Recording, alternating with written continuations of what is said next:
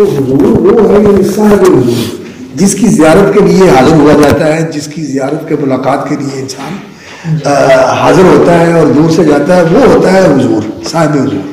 اور جناب بھی اس کو کہتے ہیں، یعنی صاحب الجناب. جناب کا معنی کیا ہوتا ہے؟ جناب یہ ہے جو ہمارے چاروں طرف جانب ہے نا ماحول، یہ جناب ہوتا ہے، یہ جناب ہوتا ہے. کبھی اس پر غور کیا آپ نے؟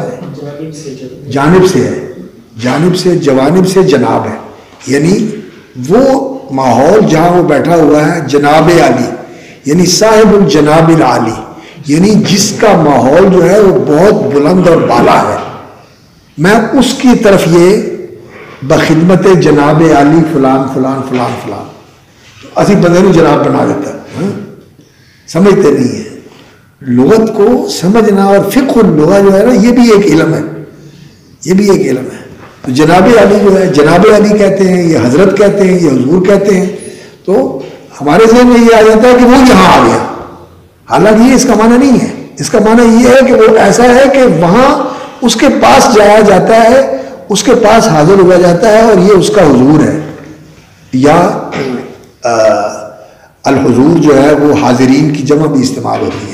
ایھا الحضور الکریم، عربی زبان میں جب مخاطب کرتے ہیں نا، حاضرین کرام، ہم کہتے ہیں حاضرین کرام، وہ کہتے ہیں ایھا الحضور الکریم، جو حاضر ہوئے ہیں، جو موجود ہیں یہاں.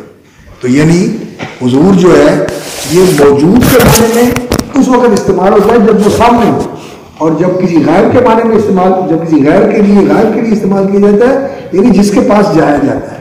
تو اور قبلہ کا معنی کیا ہوتا ہے؟ جس کی طرف رخ کیا جائے.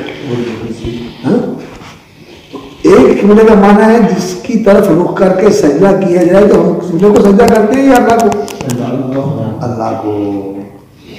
تو جس کی طرف جاتے ہیں علم حاصل کرنے کے لیے، یا اس لیے کہ اللہ کے لیے اس کی زیارت کرنی ہے اور اللہ کے لیے اس کے پاس جا کر بیٹھنا ہے.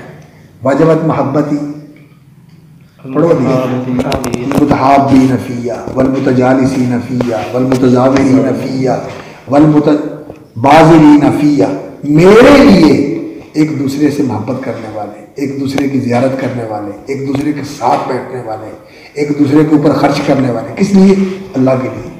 تو جن لوگوں کے ساتھ لوجہ اللہ محبت کی جاتی ہے، وہ آپ کا معلم ہے، وہ آپ کا استاد ہے، وہ آپ کا محسن ہے، وہ آپ کے والدین ہیں، جن کے تو وہ اس کی طرف اس کی جہت، اس کے رخ کی طرف آپ جاتے ہیں یا نہیں جاتے؟ اس لیے وہ قبلہ ہے. تو لفظ کی توجیہ کی جائے تو وہ بن جاتی ہے، لیکن اگر اس کو سجدہ کرنا تو پھر غلط بات